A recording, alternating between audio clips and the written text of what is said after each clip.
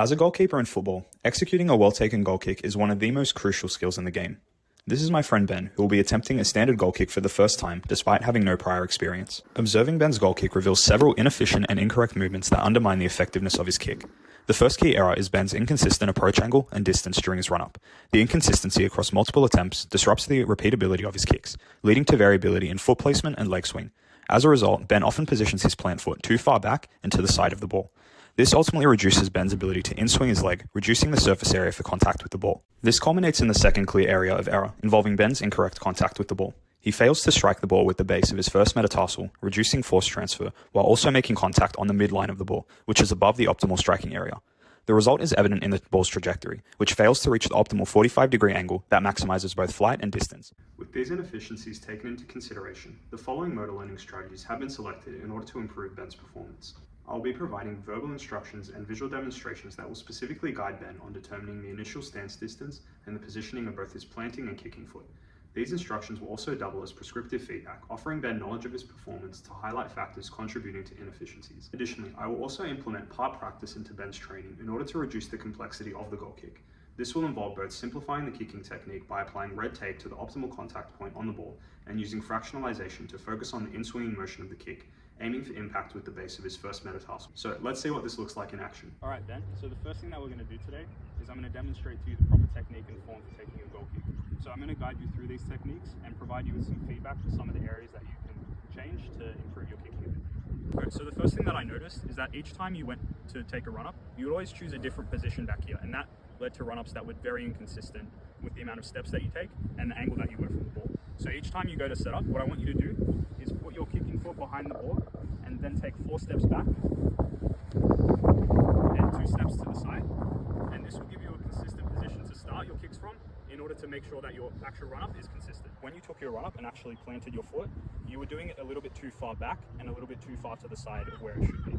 So one thing I want you to think about when you're running up is placing your foot pretty close to the ball and a little bit more in front of the ball. So that allows for you to get greater swing at your hip and allow for you to make better contact with the ball. So let's talk about where exactly on the ball you should be kicking. So I've noticed that when you make contact with the ball, you hit it directly in the middle here. So all of the force from your foot is being directed right into the center of the ball. So it flies out flat and straight instead of going up and further, which is what we want for a goal kick. So when you actually go to take the goal kick, so remember coming back with your planting foot, I want you to think of sweeping your foot under the ball. So what that does is it allows for the bony part of your foot to slide under the ball and contact the ball a little bit lower down, so the ball can come and fly up instead of going straight and flat, and that gives you some better distance for a goal kick. Alright, so now that I've shown you the proper form and technique for taking a goal kick, I'm going to show you a few techniques that you can incorporate into some training sessions to help you improve the skill.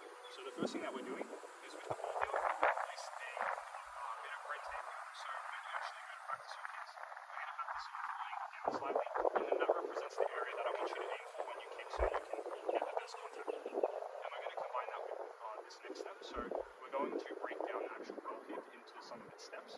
So instead of you practicing the full run-up, what we're going to do is you're going to take a full step back, and we're just going to practice the step and the strike. So you're going to practice stepping in, putting your foot in the proper area, and coming under and making contact with the ball there. After the intervention, Ben demonstrated improved focus on his run-up, consistently selecting the optimal distance and angle. It is also clear that Ben's planting and kicking foot placements have improved and now reside in the optimal location.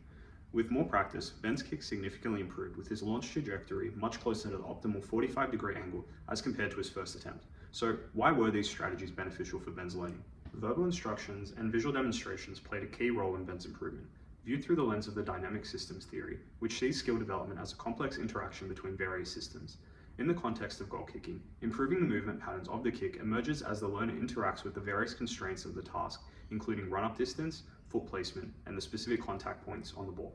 By providing visual demonstrations alongside verbal instruction, Ben observed the key attractor movements in the kick and was able to understand their role in optimizing performance. According to the dynamic systems theory, this visual and auditory feedback is processed in the brain's occipital and temporal lobes, which helps to reinforce and adapt the motor pathways for the goal kick. Over time, this feedback facilitates adjustments in the neuromuscular system, supporting voluntary refinements in technique and enhancing overall performance, evident in his ability to produce a more biomechanically effective goal kick. Additionally, the implementation of part practice was a key strategy in Ben's improvement.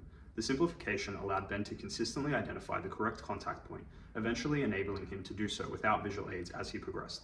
whilst fractionalization isolated the foot plant and in-swinging motion, allowing Ben to refine these crucial elements of the technique. This strategy aligns with the Fitz and Posner model, which would suggest that during the intervention, Ben is in the cognitive stage, learning the basic requirements of the kick and must exert conscious effort during each attempt.